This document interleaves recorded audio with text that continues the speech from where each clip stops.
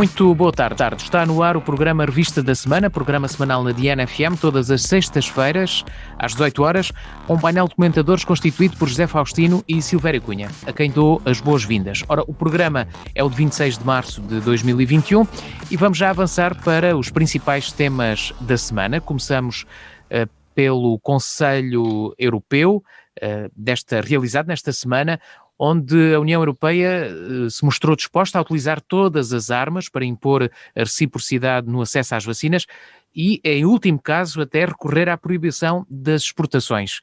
Silvério, aliás, José Faustino, começamos por si. Bom dia. Bom dia. Esta União Europeia não para de me surpreender, quer dizer, isto é tudo, isto das armas, se fossem os americanos, a gente até ou a China, a gente até assustava. Agora da Europa, mas quais armas? Se percebe? Vamos lá ver. Desta vez, perdão, eu até tenho um bocado, enfim, de relutância em falar muito mal, ou de fazer uma crítica muito forte, porque desta vez, e na escuridão, na escuridão de ideias, de coisas que nos surpreendam, que é a Europa, esta ideia de se juntarem todos, comprarem as vacinas e tratarem das vacinas e vacinar toda a gente, foi de facto uma ideia extraordinária e que deixou os europeus boquiabertos, é o meu caso, outros, enfim, ainda mais empolgados e por aí, porque foi uma decisão bem tomada. Eu não conheço os meandros, não conheço os contratos do que foi feito com as farmacêuticas, mas a União Europeia tem um grande déficit de bons líderes, como percebemos, não é? Nós, por exemplo, agora recentemente, Mário Draghi assumiu o comando do governo italiano e, por unanimidade, toda a gente dizia, os italianos saíram-lhes o brinde no bolo rei. E os próprios italianos, os partidos todos aceitaram-no como primeiro-ministro e tudo bem.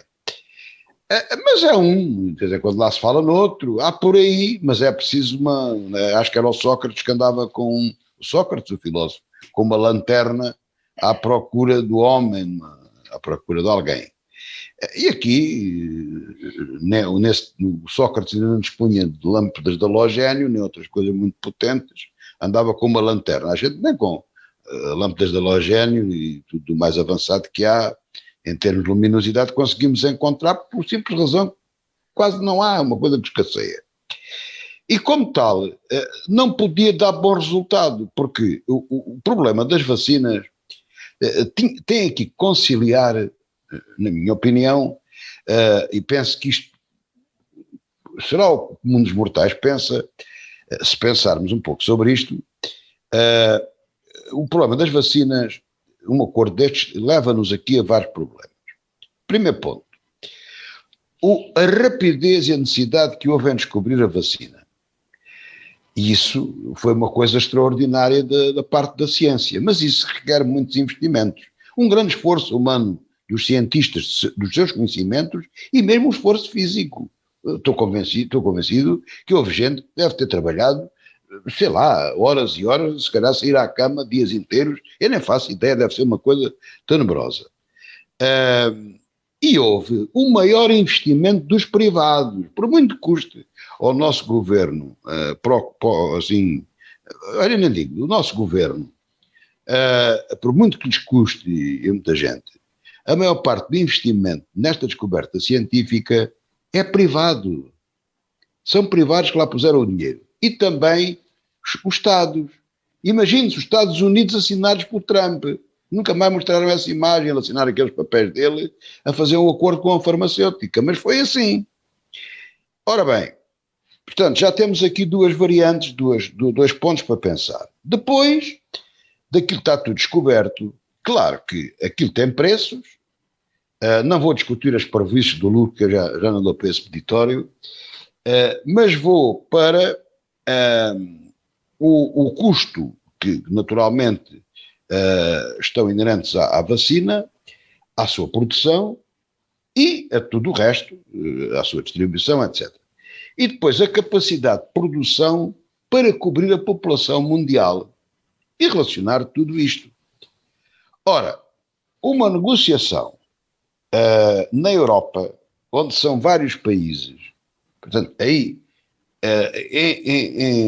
em desvantagem comparativamente aos Estados Unidos, à Rússia, agora à Grã-Bretanha, a essa gente toda, porque são só um país que negocia, nós somos vários países.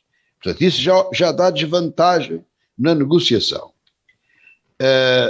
E depois a necessidade de outros que não têm necessidade da vacina, mas não têm problemas de dinheiro. E há os necessitados de vacina e necessitados de dinheiro. Portanto, há uma parte, a África, porventura a América do Sul, as zonas do Oriente, enfim, as zonas do costume, em que não pagarão nada, teremos que pagar para que a vacina lá chegue. Ora bem, no meio de todas estas variáveis, é muito difícil pôr em prática o plano que muito bem pensado a União Europeia pôs em prática. E é aí que são necessários os grandes líderes, que não temos.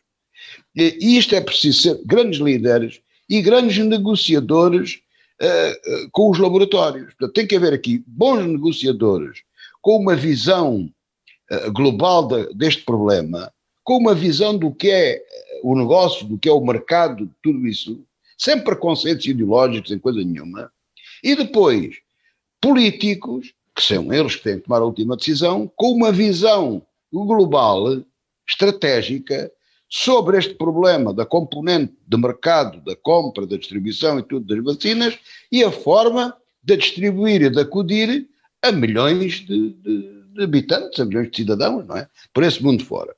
Ora, era bom de ver e era expectável que a União Europeia não tem capacidade para negociar uma coisa dessa. E isso está à vista, não é? Porque a ameaça das armas todas, o termo até é exagerado, todos os meios, enfim, aparece agora já em desespero de causa. Estas ameaças, entre aspas, estes avisos, como se diz, a ameaça aparece já um pouco mais adiantada no processo. Amontando qualquer processo há um aviso, porque é quando a pessoa diz, olha que eu tenho lá uma moca muito grande em casa e às vezes passo-me da cabeça com quem me engana e já abri a cabeça a 2 ou 3, isto é muito complicado e tal. Mas se eu estava a ameaçar, não, eu estou a avisá-lo, posso saber e tal. E para que isso não aconteça, se calhar vamos aqui pôr uma cláusula que o senhor não vai fazer isto, nem aquilo, nem aquele outro, e eu não tiro a moca de dentro do armário. Portanto, vamos lá aqui pôr 2 ou 3 cláusulas para acautelar tudo isto. Ora, nada disso foi feito. E claro, agora, penso eu que não foi, porque eu não tenho acesso aos contratos. E agora, há uma grande dificuldade em gerir tudo isto. Eu não acredito que a Europa, em conjunto, tenha capacidade para tomar medidas de poder, de forte poder, perante seja aquilo que for. Porque não é as farmacêuticas, e as próprias farmacêuticas têm capital disperso de vários países, são multinacionais, e há interesses, porque as vacinas foram compradas e são compradas por outros países, e isto é uma grande embrulhada e uma grande dificuldade. E o problema, e já agora, só para acabar, e depois ouvem-se coisas que eu não digo que é mentira nem que é verdade. Deixo aqui só a questão no ar, talvez para o próximo programa, cá de ser depois da Páscoa, visto que para a semana que vem folgamos. Mas que é esta, nós estamos no final de março e temos aproximadamente 5% da população portuguesa vacinada. Ora, eu ouço dizer até ao Almirante e ao estádio, ao governo, essa gente toda, que lá para o final do verão, outono por aí, que tem 70% da população vacinada. Ora, se vacinaram 5% em 3 anos, eu não acredito, peço imensa desculpa. Em 3 meses, 3 meses. Em 3 meses, peço desculpa. Portanto, eu acho que estas coisas também têm que ser realistas. Muito bem. Porque José Faustino, já passou o seu tempo, temos de avançar mesmo. Há aqui uma questão, mas eu acabo já. Há aqui uma questão de vontade, aquilo que todos nós queremos, isso existe, mas o mundo não é como nós queremos. É como pode ser. As máquinas não podem produzir mais não sei quantas mil unidades por hora. Muito bem. E depois não se podem comprar infinitamente números de máquinas e fazer máquinas, porque depois ficam desaproveitadas. E quanto mais máquinas temos, deixando o lucro e a ideologia de lado, mais custos temos. Portanto, é um problema Muito muito bem. complicado. Silvério Cunha. Sobretudo, era muito importante que não se mentisse às pessoas. Isso era fundamental. Muito bem, fica registado, José Faustino. Silvério Cunha, boa tarde, a sua opinião. Boa tarde. Eu começo por uma questão que por acaso agora me ocorreu quando o José Faustino estava a falar. Bem, eu penso que a nossa campanha, isto agora é um aspecto lateral, a nossa campanha de vacinação está a aumentar bastante. Ontem foram vacinadas 50 mil pessoas. Se conseguirem vacinar a um ritmo deste tipo por dia, é evidente que é possível que lá para o final do verão haja 70% da população vacinada, penso eu. Agora, de toda a maneira, a questão que se coloca é esta. O Conselho Europeu, bom, a União Europeia pagou antecipadamente, celebrou contratos, e que, tanto quanto eu li em vários órgãos de comunicação social, nacionais, estrangeiros, etc., pareceu que há dois aspectos que vêm ao de cima. Primeiro, os contratos são algo indefinidos em alguns aspectos, e, portanto, acontece que dão uma margem qualquer, mas o problema, eu creio que o problema até nem está a ser esse. O que está a acontecer é o seguinte, é que há muitas vacinas que são produzidas tem fábricas na Europa, inclusive a vacina britânica, e, portanto, a União Europeia pode, se quiser, embargar a exportação dessas vacinas. Mas há outras, as mesmas vacinas são, no entanto, produzidas noutros países, como a Índia, por exemplo. E acontece que o que está a suceder é o que era de esperar também, é que há aqueles imponderáveis habituais que sucedem que são graves, nomeadamente casos de corrupção e casos inclusivamente de vender por baixo da mesa, como se costuma dizer, isto é, contrato com uma pessoa, mas depois não cumpre, má-fé contratual, portanto. Por exemplo, uma coisa que ontem foi descoberta, ontem não, já foi há dias descoberta, mas ontem estava a dar um bocado de escândalo, é que descobriu-se de repente um lote clandestino em Itália de 29 milhões de vacinas que estavam à parte. Mas isso chegou a ser provado ou é um armazém? Parece que é verdadeiro, parece que é verdadeiro. Ah, parece. Não ficou provado. Mas se for verdadeiro é um escândalo.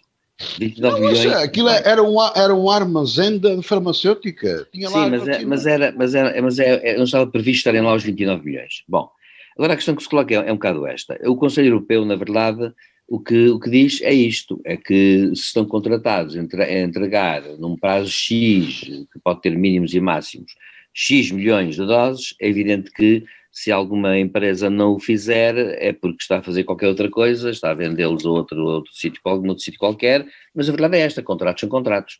E como diziam já os romanos, pacta sunt servanda, os contratos têm que se cumprir, e portanto as farmacêuticas podem ser acusadas de má-fé contratual, e como se sabe isso poderia arruinar o contrato logo à partida, contra elas. Agora, o que eu penso, no entanto, é o seguinte, o que eu acho que não se vai chegar a esse ponto, como é evidente, por uma razão, porque as próprias farmacêuticas já asseguraram que vão fazer um esforço redobrado e vão produzir finalmente todas aquelas vacinas. O que o Conselho Europeu disse é que, de facto, uma coisa é ser, digamos, solidário para se pagar X percentagem das vacinas, como o G7, digamos, disse que era a intenção de fazer, de pagar um conjunto, uma percentagem de vacinas para os países menos desenvolvidos que não os podem pagar. Isso é uma coisa.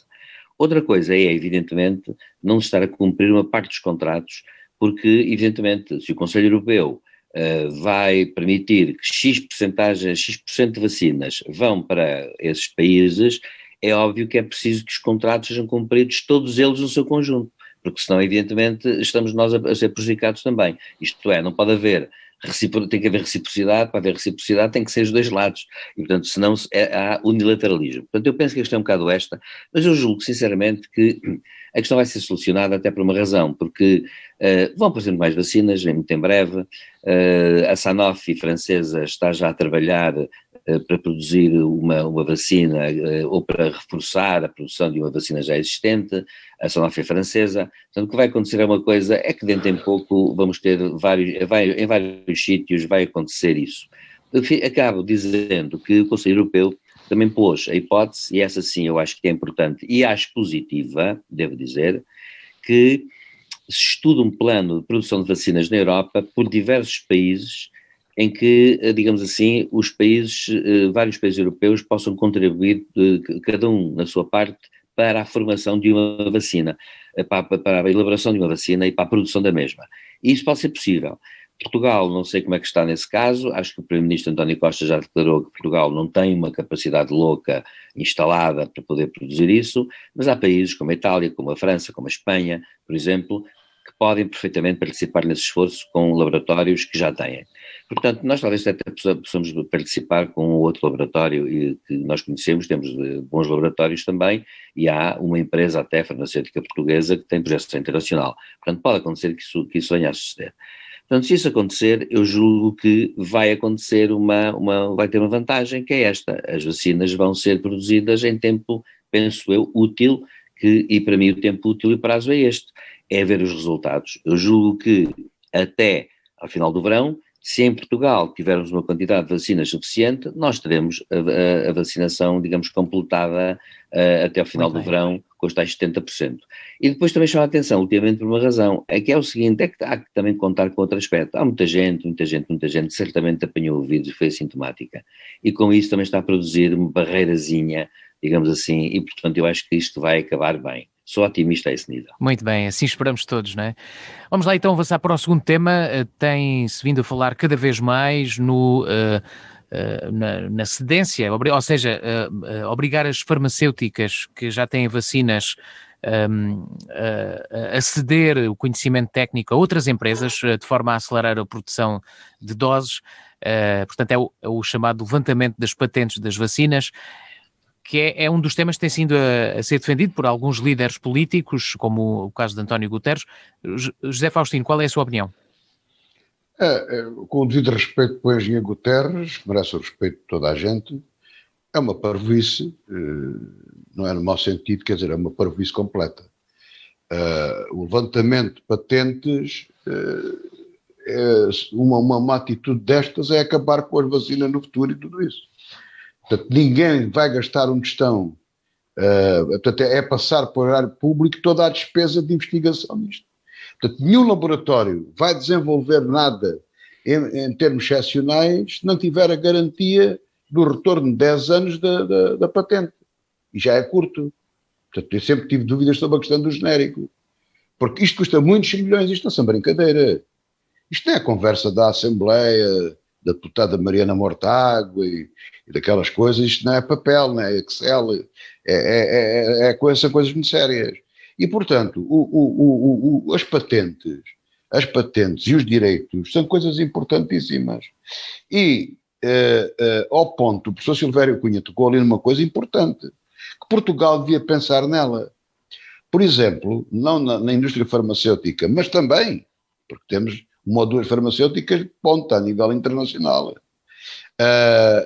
Por exemplo, a Auto Europa teve parado esta semana por falta de semicondutores. Ora, nós temos um laboratório e uma investigadora de nível mundial justamente sobre o desenvolvimento de materiais alternativos e de semicondutores. A professora Elvira Fortunato. Já ouviu-se falar em algum plano estratégico, de alguma coisa, desenvolver patentes na área da indústria química, na área dos semicondutores? Évora tem um cluster de eletrónica, começou com a Siemens e também tem uma fábrica de semicondutores. Alguém falou nisto? Alguém fala nisto? Alguém pensa nisto? Portanto, é ao contrário. Não é nacionalizar, roubar as patentes, é incentivar que haja patentes. Porque, como o professor Silvério Cunha estava a lembrar, qualquer dia temos aí várias vacinas, é sinal que temos várias patentes. Portanto, houve gente a investir no desenvolvimento de patentes, de sabedoria, de proveitos para o povo, para as pessoas beneficiarem. Ora, isso é um incentivo. Mesmo que se comercialize o produto dessa investigação, que são as vacinas neste caso, a um preço mais razoável devido à situação, ele tem que ser sempre calculado de forma a que cubra os custos de produção e, naturalmente, o investimento de capital, porque senão deixa de haver capital para investir. Isto é muito simples. Eu meto 1000, esses 1000 têm que ser reproduzidos, têm que receber os 1000 e mais algum para depois meter noutra vacina ou noutra coisa qualquer, e depois tem os custos de produção e distribuição, etc. Isso é que avalia o custo da vacina. É claro, os Estados podem, a Europa pode dizer assim, eu, como cidadão, posso dizer assim, bom, eu pago 2 vacinas a 2 meus concidadãos africanos, dos países de língua portuguesa, já agora.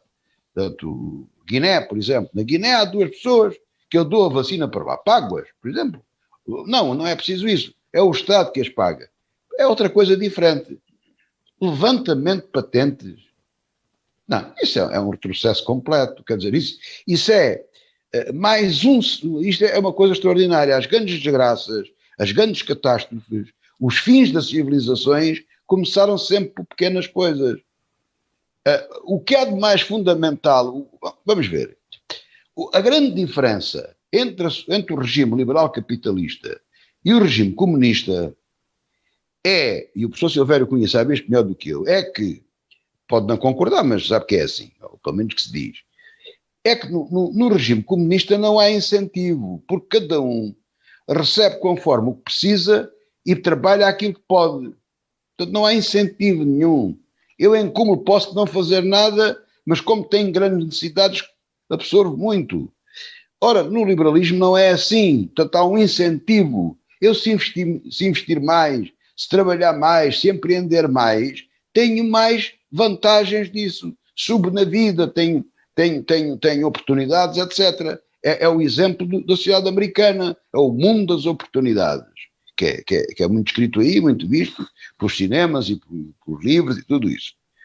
Ora bem, as patentes, a propriedade intelectual, que tanto se defende, às vezes de uma forma parva e absurda, prejudicando outros com menos poder do que de facto esses, não podemos ter a proteção autoral, a proteção de autores à segunda, quarta e sexta e querer expropriar as patentes e autores à terça, quinta e sábado. Não pode ser.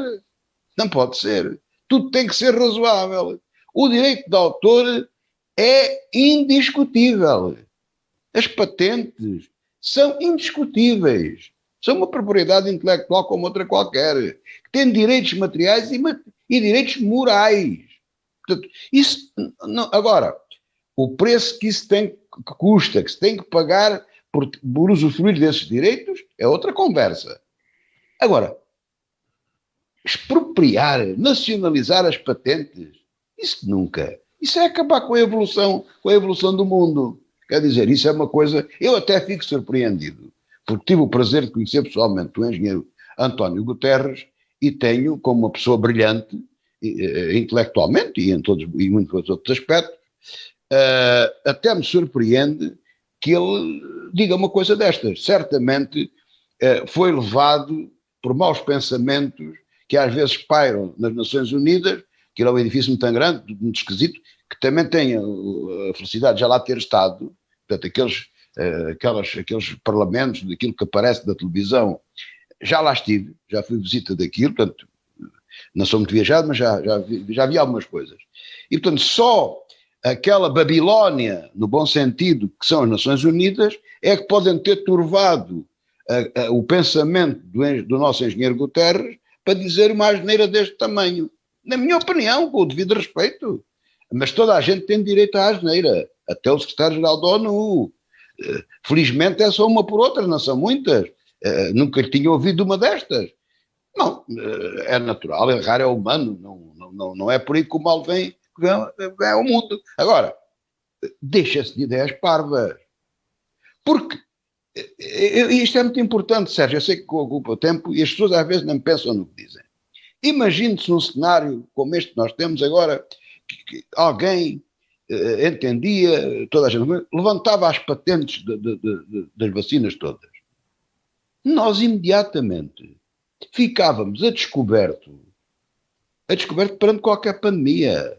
Só nos poderiam valer, e eu agora vou ser bonzinho, o exército americano, o exército chinês, o exército russo, etc, etc, alemão, etc. Ficávamos na mão do Estado e dos laboratórios militares e por aí adiante. Porque ninguém desenvolvia coisa nenhuma que ia ser expropriado. Portanto, são coisas completamente utópicas. E o mundo não se constrói, já se provou, com utopias. Por muito boas que as ideologias sejam, quando elas são utópicas não são concretizáveis. Levam-nos à ruína. Portanto, isto é uma coisa completamente despropositada. Com todo o respeito que tenho para o engenheiro António Guterres. Agora, santo Deus, isto é... Eu acho que nem se deve falar muito nisto.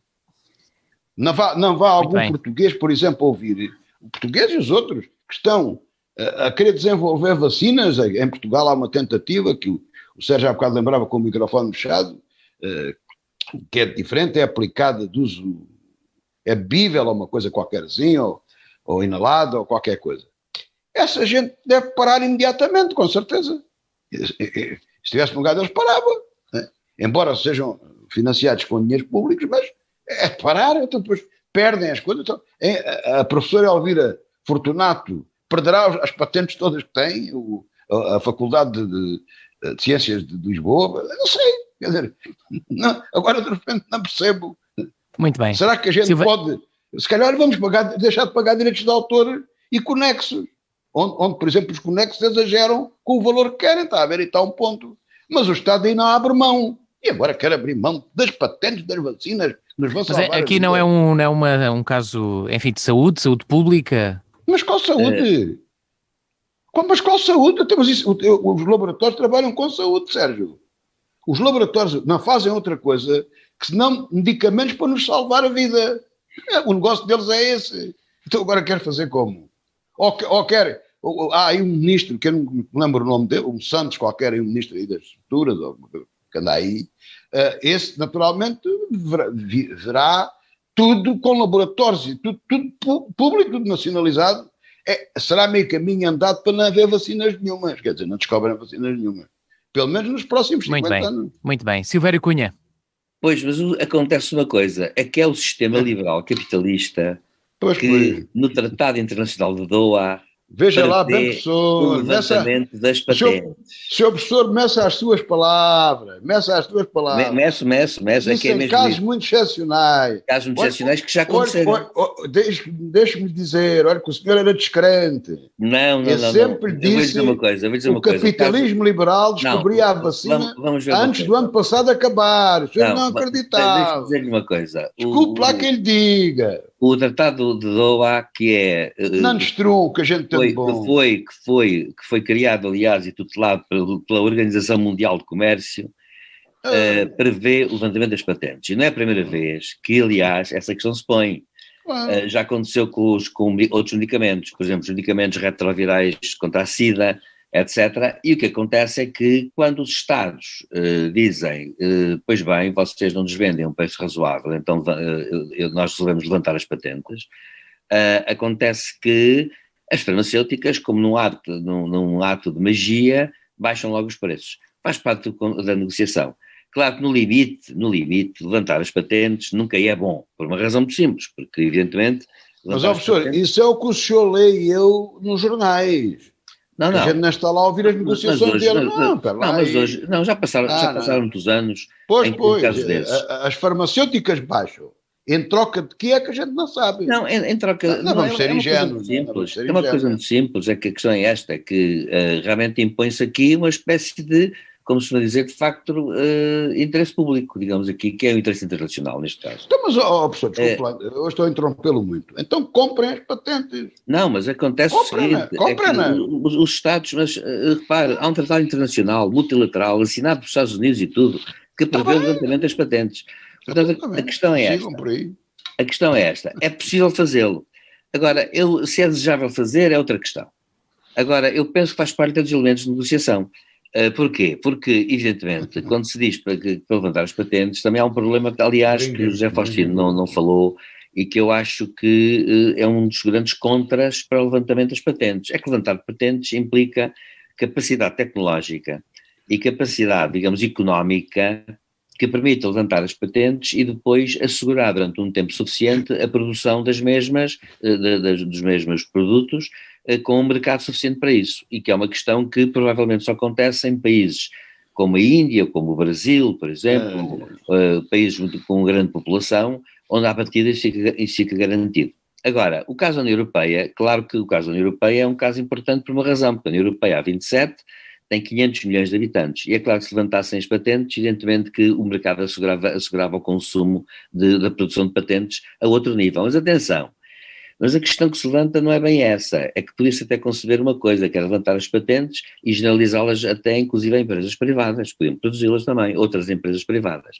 Agora, eu não acho bem, e concordo aí com o José Faustino, não acho bem que os direitos de autor e a propriedade intelectual e industrial seja, como princípio, esteja sempre em risco, porque de facto se estiver sempre em risco, não vale a pena. Não vale a pena. E, portanto, não vale a pena estar, digamos assim, a produzir, a pensar, a conceber, a criar. Isso é mesmo assim. Claro que o mundo é como é, e, portanto, nós sabemos que isso é perfeitamente assim. Eu acho que o problema que se põe com as declarações do engenheiro António Guterres foram também num outro sentido que eu estive a vê-las. O que ele disse foi que se não houvesse vacinas suficientes para acudir à África, à América Latina, a certas zonas do Oriente, tinha que se pensar numa forma qualquer de embaratecer as vacinas ou uma forma qualquer de concertação mundial para que, senão, mais valia levantar as patentes. Bom, foi assim que ele pôs a questão. E isso serve de interesses de países, aliás, muito dispares. Por exemplo, um país que aposta por completo na iniciativa privada, que é a Índia, já ameaçou levantar patentes e já o fez, por exemplo, nos medicamentos retrovirais contra a SIDA.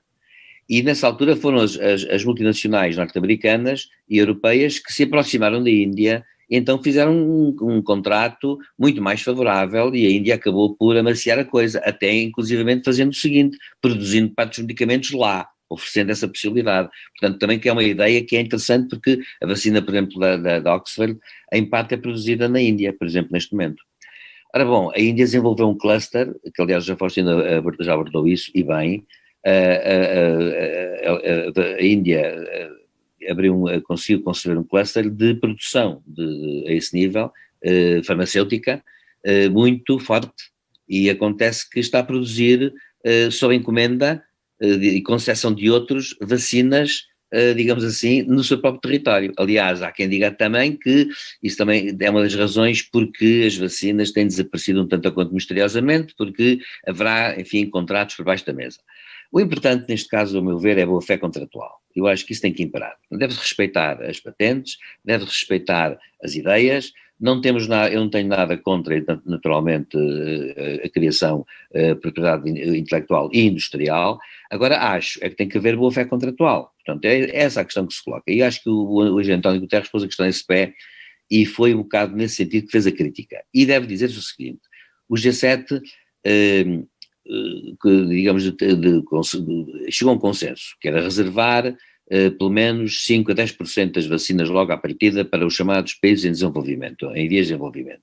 Até porque, como sabe, são países que têm uma população muito jovem e, portanto, acontece que serão países menos afetados pelo vírus do que se pensa. Agora, a questão que se coloca tem que haver um bocado essa garantia. E os Estados mais desenvolvidos têm que oferecer essa garantia. E foi nesse sentido que ele levantou o problema em termos de justiça, digamos assim, global, até porque nós sabemos que se nós não dermos as vacinas para eles se imunizarem, nós não estamos livres da pandemia. Nós conseguimos eliminar hoje em dia muitos vírus e muitas doenças, como malária, por exemplo, graças de facto a uma coisa maciça em todo o mundo e bem organizada pela Organização Mundial de Saúde. Agora para terminar, a própria OMS pode produzir medicamentos ou pode encomendar medicamentos a outras instituições, a laboratórios privados que produzem medicamentos. Eu, aliás, posso dizer uma coisa que nem sabia, mas não vou dizer, naturalmente dizer qual é o medicamento, mas um dia eu tomei um medicamento que tinha sido fabricado por indicação da OMS para tratar um determinado tipo de assuntos, que eram dores, aliás, em geral, era um analgésico, e acontece que foi a OMS que pediu, e o que é que fez? No fundo, foram empresas, laboratórios privados que foram fazer isso, por encomenda da OMS. Portanto, eu julgo que a questão pode-se resolver a esse nível sem grande drama, e portanto eu acho que é uma questão de conciliação e compatibilização dos interesses. Muito bem, vamos lá então avançar para o próximo tema.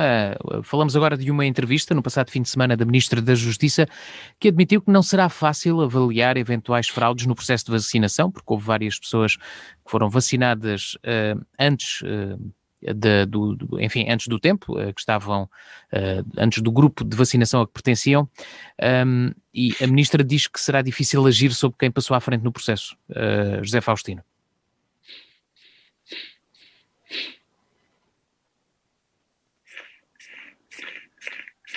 Não estamos a ouvir, José Faustino. Peço desculpa. Não, eu não chamo isto... Claro, comecei por dizer, claro que sim, ela tem razão, não vai ser fácil. Eu não chamo isto corrupção, chamo trapalhice.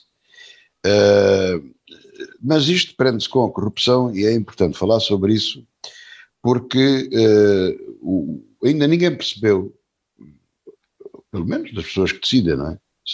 Nós, do povo, os populares, como os nossos colegas da comunicação social agora estão a dizer, que é uma coisa que me irrita solenemente, a tratar os cidadãos, os populares, parece que está a bicharada, os bichos e os populares, estão ali, os populares, um popular, mas enfim. Mas nós, os populares, já pensámos certamente nisso,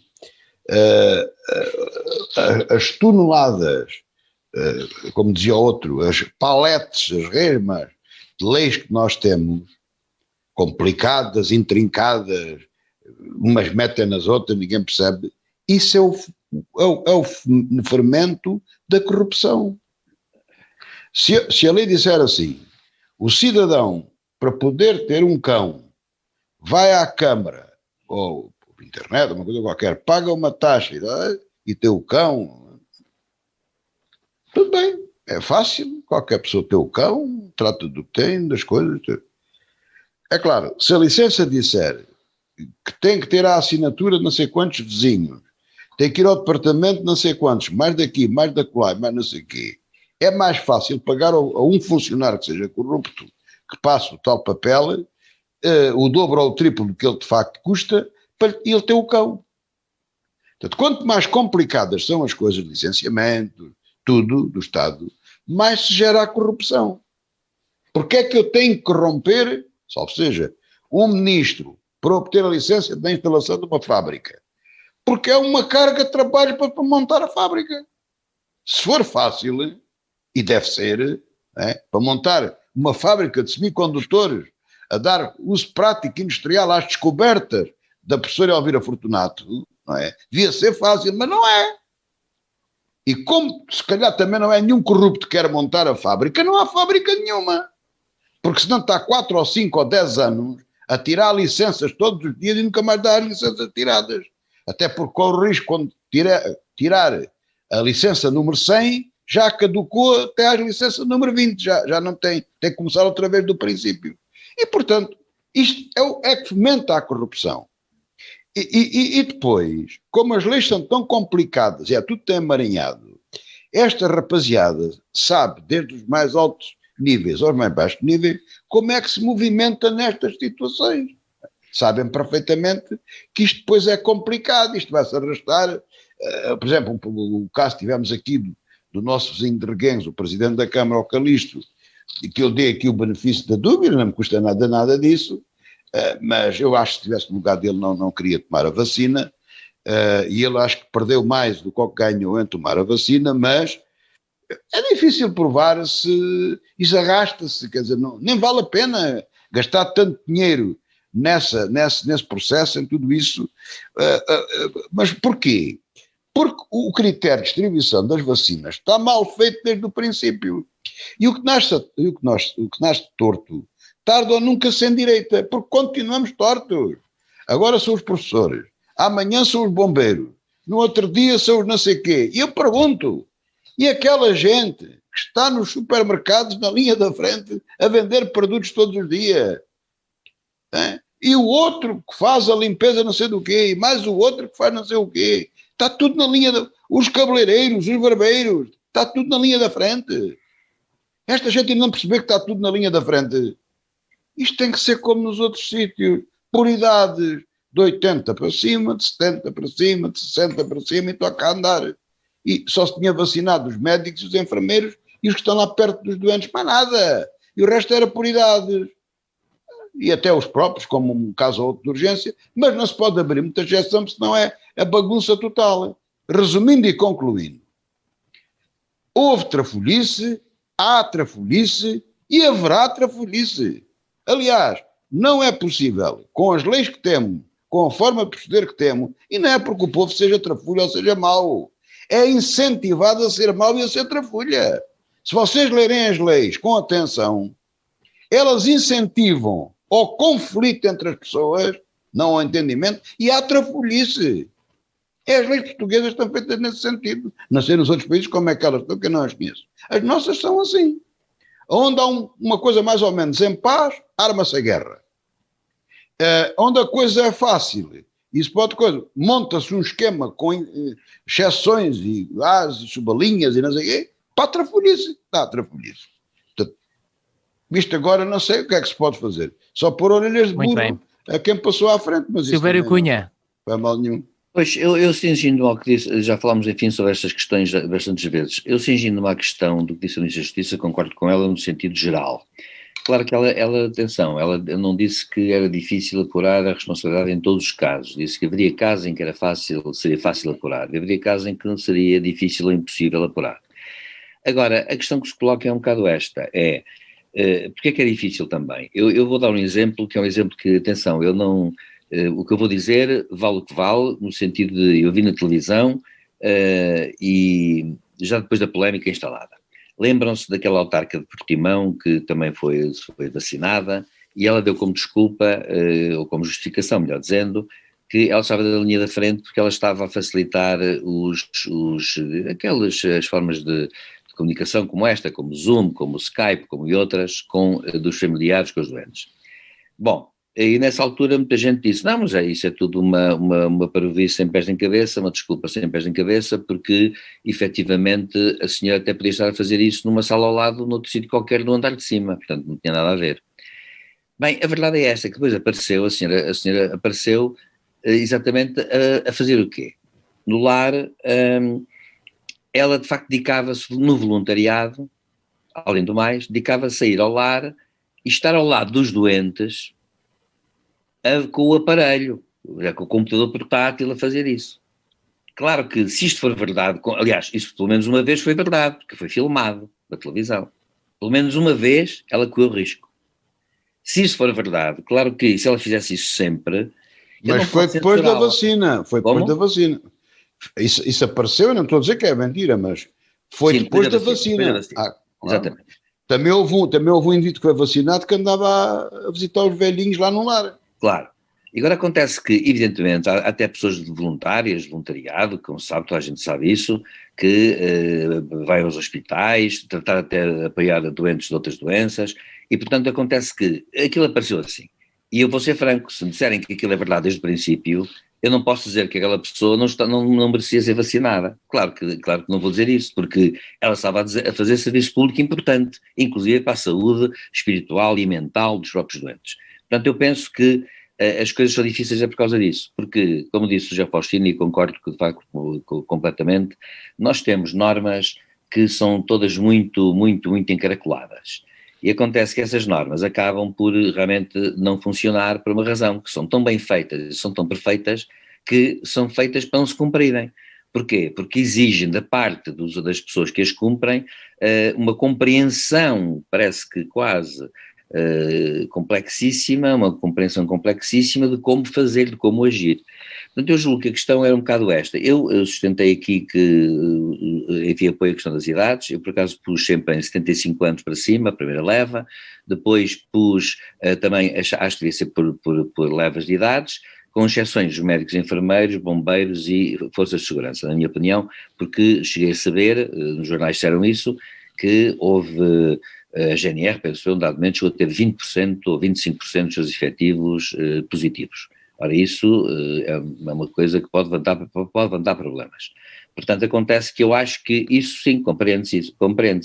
Portanto, eu acho que apenas foi tudo mal calculado e foi tudo mal previsto. E, portanto, como foi tudo mal previsto, é evidente que agora, por muitos inquéritos que se façam, há de se descobrir sempre uma justificação qualquer de última instância em que realmente, digamos assim, a pessoa foi vacinada sem dever. Claro que depois há aqueles casos, um bocado mais, a meu ver, mais escabrosos, se assim se pode dizer, de que se realmente foram casos mesmo de oportunismo, quer dizer, a pessoa foi vacinada, mas depois aproveitou para a mulher também foi vacinada e foi o filho, não sei o quê. Há sim uns casos desse tipo.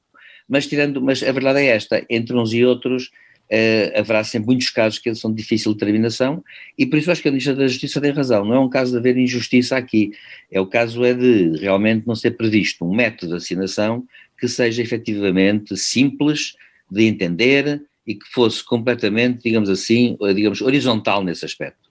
E se fosse horizontal nesse aspecto a coisa resultava, não é? O problema é que nunca é. Pois não?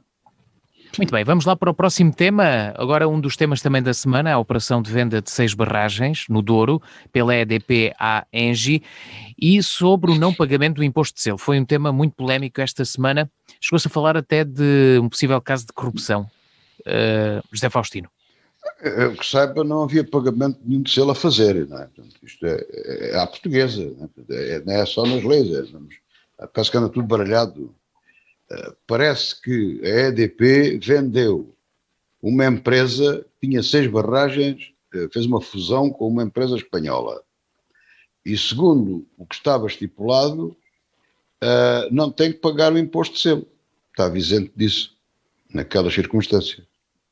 E, portanto, a EDP não deve dinheiro nenhum ao fisco, nem que eu saiba, o fisco lhe apresentou a fatura para pagar. Este é o facto. É um facto.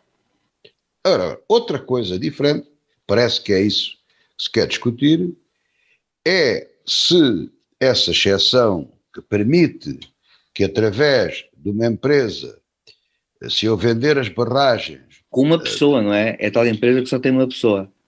Não, isso não, professor Silvério Cunha, isso da pessoa é só que nunca teve de uma empresa, não tem importância nenhuma.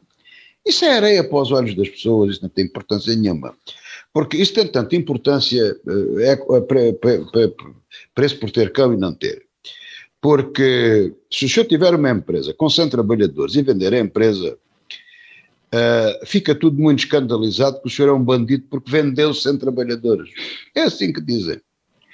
Se os despedir e indemnizar todos, é um malandro porque despediu toda a gente. Portanto, nunca se bate certo. Está a ver? É evidente que as barragens foram vendidas com os seus funcionários, agora já descobriram que são 28. Havia um que houve uma transição, porque é sempre coisas complicadas, perdem vínculo à empresa-mãe, passam para a outra e tal. Portanto, isso são coisas próprias do processo. O problema está em que, lá está a lei a funcionar. Se eu tiver 6 barragens e as vender diretamente ao professor Silvério Cunha, tenho que pagar imposto de selo.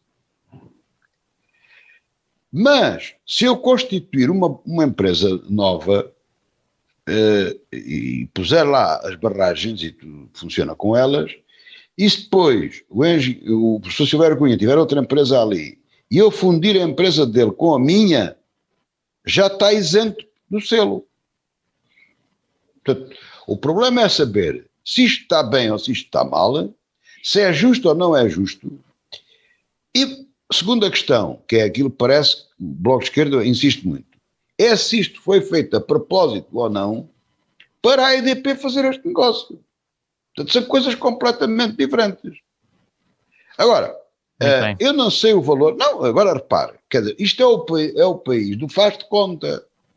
Porque eu acredito, vou especular, alegadamente, o que poderia ter acontecido foi que a EDP teve necessidade de fazer esta coisa e alguém mexeu os cordelinhos para ter a isenção e para o fazer.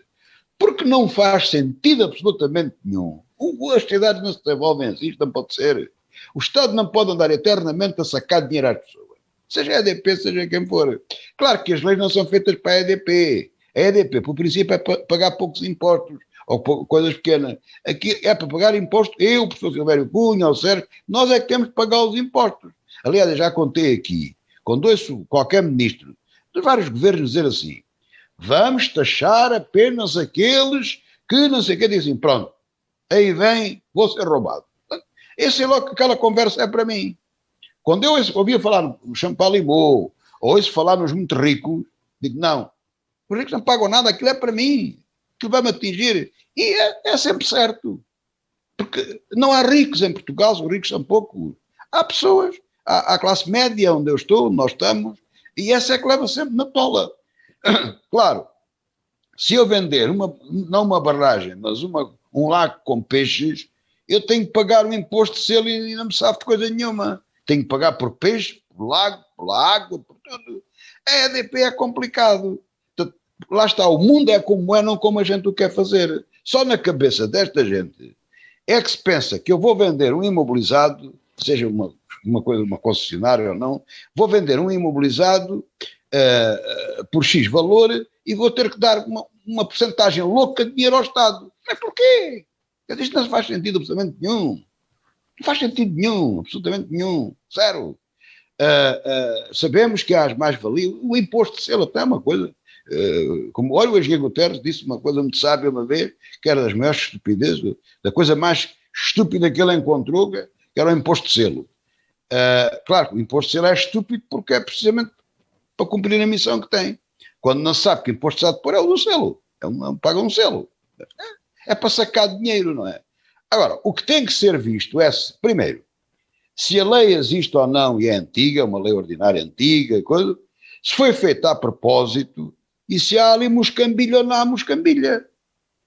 Mas eu vou dizer uma coisa, Portugal que se cuide, porque não se esqueçam que quando estávamos aflitos, no tempo do governo de Passos Coelho, o único país que nos deu a mão foi a China, isso é verdade. E os chineses têm memória de elefante, trabalham para os anos. E os chineses ficam reconhecidos de coisas que acontecem. E a verdade é que nem americanos, nem ninguém nos deram a mão, foram os chineses. E eu, quando alguém me dá a mão, ainda que não goste da pessoa, mas habituo-me a gostar. E vejam lá o negócio que fizeram com os chineses quando lhe venderam a EDP e as outras coisas todas, é que os chineses podem se zangar. E depois ficam com a EDP nas mãos, com uma tapa e não sabem como é que querem gerir aquilo. É que tenham lá atenção a isto. Muito bem. Isto tem aqui várias... para terminar. Termino já. Isto tem aqui várias variáveis que importa equacionar e discutir com a cabeça fria e pacientemente. E não dizer que a EDP não pagou o imposto que não existe. Porque esse é o facto. Não existe imposto nenhum para pagar por enquanto. Agora, se devia haver ou não é que é o caso que tem que ser discutido. Muito bem. Silvério Cunha, a sua opinião. A opinião que tenho sobre a questão, porque na realidade o processo não conheço bem, a verdade é esta, é que, como o José Faustino demonstrou, no fundo há aqui discrepâncias, e essa questão é muito interessante, que não é para discutir aqui neste programa, mas a questão é esta, as normas têm obviamente uma finalidade, e acontece que é bom que as normas de um determinado tipo de, digamos, de área sejam conformes umas com as outras. E o que o José Faustino acabou de dizer foi precisamente isso, é que elas não são conformes no nosso país, são normas todas muito dispersas, muito variáveis, em que para uns casos se faz assim, para outros se faz assado, etc. Eu acho que isso é que é o grande problema que aqui se pode discutir, é esse. É se efetivamente, num caso deste, se devem aplicar leis, se aplicam a casos similares, análogos ou, digamos assim, passíveis de serem, digamos, análogos, ou não, pronto. Eu acho que essa é que é a questão que se coloca aqui, e é de saber se, portanto, digamos assim, entre aspas, se a lei, que leis em vigor aqui é que são mais, digamos assim, batem mais com valores como a equidade, a justiça e até a moralidade, ou não, pronto. E até se apurar isso não vale a pena estar a discutir muito o problema por uma razão muito simples, porque efetivamente devia haver aqui uma reforma, talvez uma reforma fiscal a esse nível, parcialmente a esse nível. Agora concordo também com uma coisa que é verdade, concordo com uma coisa com o José Faustino e que discordo noutra. Noutra é brincar. Eu vou dizer qual é desde logo, que é o seguinte, é que de facto eu nunca me poderei esquecer jamais, de forma, eu diria até irrevogável, com o facto de ter privatizado uma empresa vendendo a um Estado estrangeiro. Isso é para mim uma coisa que é o mais antiliberal do mundo, a coisa mais antiliberal do mundo. Bom, a necessidade é muito obriga. Observa, não se esqueça. A necessidade não vendeu diretamente. Sim, mas... Vendeu uma empresa que... Sim, mas quer dizer, isso, bem, enfim, como costumo dizer, é assim, a necessidade é muito obriga. Mas não se faça da necessidade virtude. A necessidade é mestra de engenhos, pois. Pois, mas não se faça dela virtude. Isso é que é ideologia, Agora, professor, o senhor tem uma coisa para vender, precisa do dinheiro. Ninguém compra, só aquele que compra. Claro. Mas eu não posso, pois, dizer que isso foi a melhor coisa do mundo, não é? Se não tiver... Foi a possível. Exatamente, já não morremos hoje. Só a única venda boa foi a do aeroporto? Não. Agora, todas as outras foram mal feitas. Já não morremos hoje porque eu ia dizer exatamente isso. Foi o possível, pronto. Agora, o que eu acho é que, quanto ao resto, tem que haver compatibilização de normas, porque no fundo o que se está a discutir sempre aqui é saber se estamos a tratar de forma especial alguém contra, portanto, alguém. Agora, aquilo que eu ia dizer, concordo com o José Faustino, é neste ponto. De facto, no nosso país, nós esquecemos um pormenor que é este. Nós somos um país, de facto, pobre, em certo sentido. Somos um país que tem, eu já vi dados estatísticos e por acaso vi-os até oriundos, por 2 vezes oriundos até de áreas diferentes. Basicamente é isto. Nós temos 1,7% de pessoas que têm bastante dinheiro, e depois temos 12, tal a 14, tal por cento de pessoas que são as chamadas pessoas da classe média, e depois temos pessoas que estão muito abaixo disso. E acontece que essa classe média é que paga geralmente os impostos todos, geralmente é porque aquele 1,7... A parte lian são os 12% que o João falou, esses é que pagam a grande parte. Sim, esse é que pagam. Porque efetivamente, e por isso é que eu, por exemplo, ao contrário do que muita gente possa julgar, acho que é uma coisa que não tem qualquer relevância, até seria negativo, aquela teoria que noutros países se fala muito, que é o imposto sobre as grandes fortunas. A verdade é esta, é que nós temos 2 ou 3, digamos assim, nós temos uma nata tão fraquinha de grandes fortunas que não valeria a pena sequer tentar fazer isso. Portanto, acontece que concordo, e concordo com esse aspecto. Agora, acho que há sempre este dilema que é o de... Mas está o professor a ver, quando eu ouço dizer que vão taxar as grandes fortunas, eu fico logo a tremer com medo. E não tenho grande fortuna. Isso não é para as grandes fortunas. É verdade. Isso é para um desgraçado ter um imóvel que vale 200 mil euros, por exemplo. Agora, para terminar em suma, eu penso que a grande questão que se põe no nosso país é sempre essa, que há uma desconfiança sempre muito grande, sempre que há um negócio qualquer que se faz com uma grande empresa, e depois há aquilo que aparentemente é uma desconformidade com a forma como a lei trata outros negócios análogos. Esse é que é o problema que se põe aqui, e impunha-se talvez uma reflexão de fundo sobre isso. Vamos para o último tema, porque já temos quase 1 hora de programa, e o último tema tem a ver com a proposta do PSD para tornar obrigatório que deputados e titulares de cargos públicos declarem no seu registro de interesses que pertencem a associações ou organizações como a maçonaria ou Opus Dei. José Faustino. Isto é um problema muito complicado, porque isto tem vindo a ser sistematicamente apertado a todos os cidadãos, as transparências, o beneficiário efetivo. Eu estou em beneficiário efetivo de várias coisas, não é? Estou no tribunal, tive que me declarar de associações, coisas onde tenho um cargo, sou beneficiário efetivo. Não sei do que é beneficio, mas enfim, sou beneficiário efetivo. Dentro desse princípio que a classe política tem imposto aos demais cidadãos, numa democracia liberal, mais que parece outra coisa, eu parece-me por transparência, né? Porque eu tenho medo quando a transparência é muita, eu não sei se já repararam, há vidros tão transparentes que a gente não os vê, tem que pôr lá umas barras que é para a gente pagar com o nariz, que já tem acontecido, não é? Eu tenho medo não são transparentes, são invisíveis. Invisíveis, é isso, eu tenho medo da transparência, põe-se tanto transparente que é invisível, portanto eu tenho sempre medo disso. Mas dentro da linha da transparência ou da invisibilidade que está em curso, Uma vez que os cargos políticos, quem tem cargos políticos, determinados cargos políticos, não é? Não sei até onde é que isso vai, não sei se os deputados também têm, mas acho que sim. Toda a gente tem de declarar ao Tribunal de Contas os seus patrimónios, onde é que tem bens materiais. Ora, não me parece mal, e porque o beneficiário efetivo veio de certa forma também nivelar isso aos bens morais. Por exemplo, um indivíduo que é sócio, que é direto presidente ou de direção de uma associação, não me parece que tenha grande benefício, beneficiário efetivo, portanto, efetivamente beneficia. Bom, tem um benefício moral, tem um benefício, pode ser do ambiente, pode ser uma coisa qualquer.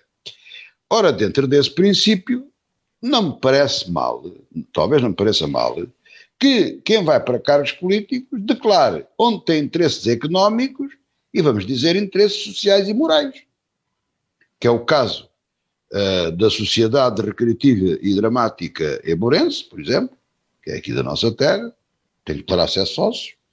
Eu, por exemplo, sou sócio da SEDES, poderia declarar isso, não sei se sou sócio de mais alguma coisa. Sou sócio da Associação Lisbonense de Proprietários, também teria que declarar. Estou aqui até agora a declarar, penso que não estou em mais lado nenhum individualmente.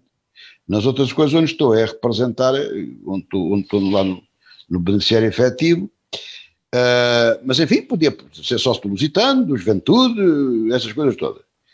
Não me parece mal, dentro desse princípio que têm imposto aos outros, que eles sejam os primeiros a dar o exemplo e que comuniquem a quem de direito, ao Tribunal de Contas, ou ao Tribunal Constitucional, não sei qual é, todos onde são beneficiários efetivos de bens materiais, morais ou sociais. Nesse princípio estou completamente de acordo. Agora, uma coisa especialmente virada ou para a maçonaria, ou para o Opus Dei, ou para outra coisa qualquer, ou para a Trilateral, ou para Bilderberg, ou qualquer outra coisa, isso parece-me forçado. E já agora que falei em Bilderberg e Trilaterais e outras coisas, e outras que tais, convém dizer que há também coisas dessas, que na minha opinião são as mais perigosas, nomeadamente Bilderberg, em que não está formalizado em lado nenhum, nem em coisa nenhuma. Portanto, essas não sei como é que se registram, mas deviam ser registáveis. Mas essas são mais perigosas, ou pelo menos, como a Pinto, não tão perigosas como a maçonaria. Muito bem. Silvério Cunha. Se há perigo... Eu por acaso sou contra. Eu sou contra e até acho que a proposta do Dr. Rui Rio é levemente inconstitucional. Levanta-se um problema aqui que eu compreendo o que ele quer, e poderá até ter boas intenções quanto a isso, mas a questão que se põe é assim: nós avaliamos um político por aquilo que ele é como pessoa e por aquilo que ele faz. Portanto, acontece que as suas preferências religiosas ou de visões do mundo filosóficas ou outras visões quaisquer futebolísticas, etc., não devem entrar nesse ponto. Portanto, eu acho que essas discriminações, aliás, são discriminações, aliás, e por isso é que eu até penso que é inconstitucional, porque há uma proibição geral de discriminação em função de qualquer razão, nomeadamente, e vem até várias descritas na Constituição. E tem razão de ser, por uma razão, porque nós, hoje em dia, a sociedade anda numa ânsia de moralizar de forma vigilante toda a gente. E acontece que nas redes sociais é uma coisa que se vê muito. Quanto mais imoral ela é. Claro. É o contrário daquilo que diz. O que eu queria dizer é que a sociedade esquece um pequeno pormenor. Os políticos são exatamente como nós. Aliás, nós quando dizemos mal dos políticos, estamos a dizer mal de nós é que os elegemos. Portanto, acontece que nós é que os escolhemos. Acontece que eu penso que isso abre, além de ser discriminatório em qualquer caso, abre caminho a outras coisas em nome do princípio da igualdade. É que um dia esse político vai deixar de sê-lo e não vai deixar de pertencer ao que pertence. Ou então seria obrigado a, deixando de pertencer, também declarar. E acontece que quando ele deixar de pertencer passa a ser um cidadão comum. E então, em nome do princípio da igualdade, toda a gente tinha que saber, por exemplo, se um juiz, se um advogado, se um notário, se um cidadão qualquer é do clube tal ou do clube tal, e se no exercício das suas funções não influencia de qualquer maneira isso. E tu passavas a ter um registro das pessoas que já chega o que chega atualmente. Eu atualmente já percebi que as pessoas são completamente, digamos assim, nós estamos de facto num sistema de vigilância, hoje em dia, a sociedade hoje é tão vigilante, julgando com isso resolve alguma coisa, que não resolve. Nós temos é que ver se as pessoas, pelos seus atos, estão a praticar atos que são ilícitos. Ponto. Até pode acontecer uma coisa, ninguém pertencer a lado nenhum, a nenhuma instituição, a nenhuma sociedade secreta ou discreta, ou o diabo que for, religiosa, ser irmão de uma fraternidade qualquer, e de repente essa pessoa até pode não ser nada e ser a pessoa mais corrupta do mundo.